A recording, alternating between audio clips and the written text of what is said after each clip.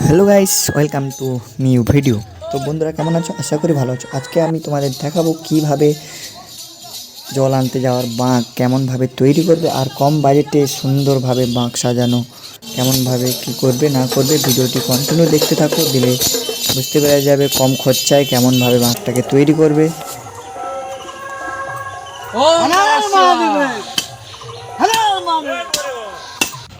প্রথমে আমরা বাঁশ বাগান থেকে বাঁশটা ভালো দেখে বাঁশ কেটে নিয়ে এলাম। তারপর ওই বাঁশটাকে মাপ করে কেটে নিয়ে মোটামুটি আমরা বাঁশটাকে রেখেছি 10 ফুটের বাঁশভাবে তৈরি করব। তো ভালো করে বাঁশটাকে ফাটিয়ে নিয়ে তারপরে অর্ধেক করে ওইভাবে ছেলে নিয়ে বাঁশটাকে ভালো করে সাইজ করে নিয়ে তারপরে এইভাবে রেডি করা হয়েছে। কারণ আমাদের বাঁশটা এতটা ভালো ছিল না, তাই ভাবলাম একটা পাতি দিয়ে দিলাম, কারণ এত ওয়েট থাকবে তো, তাই আমরা পাতি দিয়ে দিলাম। আর এগুলো হচ্ছে আমাদের বাঁকের সরঞ্জাম, এগুলো হচ্ছে সেই বাঁকের মধ্যে শেড হবে। এগুলো দেখতে পাচ্ছ, এগুলোর মধ্যে ফুল নেই, তো ফুলগুলো পরে লাগানো হবে। তো এগুলো হচ্ছে আমাদের সেট। প্রচুর ঘুঙুর রয়েছে, আর এগুলো হচ্ছে ফুলদানি রয়েছে, আর এগুলো হচ্ছে ধনুরানি। তো আমাদের বাঁক সেটিং চালু হয়ে গেছে। এবার এগুলোকে দিচ্ছি, কারণ যাতে এগুলোকে বসাতে, যে ফুলদানিগুলো রয়েছে এগুলোতে বসাতে যাতে সুবিধা হয়, তারই জন্য এইভাবে সেটিং করে নিচ্ছি, যাতে পরে অসুবিধা না হয়। ব্যাস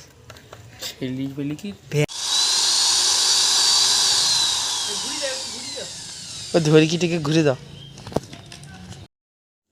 আমরা এইভাবে বাঁশ দিয়ে লেবেল করে তারপরে ফুলদানিগুলোকে তার দিয়ে পুরো একদম সেটিং করে নিয়েছি। একদম যে কটা আমাদের ফুলদানি থাকবে, আর কয়েকটা লাগানো বাকি আছে, এই দুটো সামনের দিকে থাকবে ফুলদানিগুলো, 2-4টে লাগানো হয়েছে, পরপর একে একে লাগানো চলছে। আর এখানে দেখতে পাচ্ছ আমাদের যে ধূপদানিটা লাগানো হচ্ছে, ঠিক আছে। একে একে সবগুলোকে লাগিয়ে নিয়ে তারপরে এর মধ্যে আরও অনেক কিছু লাগবে। তো ভিডিওটি দেখো, দিলে বুঝতে পারবে কি কি লাগছে না লাগছে।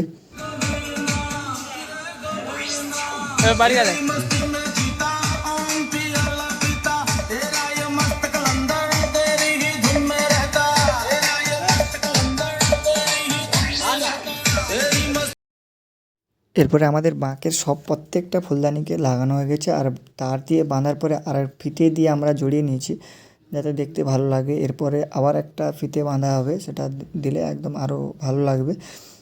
কারণ এটা অরেঞ্জ ফিতে দিলাম, কারণ ওর যে তারগুলো দেওয়া হয়েছে তাতে না বুঝতে পারা যায়, তারই জন্য।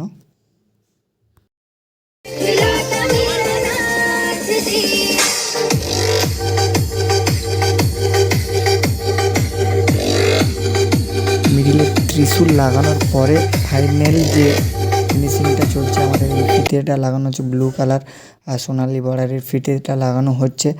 আর পুরোপুরি ফিনিশ হওয়ার পরে আরও বেশি সুন্দর লাগবে, যখন যে ফুলদানিগুলোতে ফুল লেগে যাবে আরও ব্রাইট লাগবে। আর এই যে দেখতে পাচ্ছ এখানে যে ত্রিশূলটা লাগানো হয়েছে, এই ত্রিশূলটাও নিজেদের বানানো প্লাই কেটে বানানো হয়েছে, আর তার উপরে গোল্ডেন কালার মারা হয়েছে যাতে খরচাটা কম হয়। আর পুরোপুরি বাঁকটা রেডি হওয়ার পরে গাইস কেমন লাগলো অবশ্যই কমেন্টে জানাও।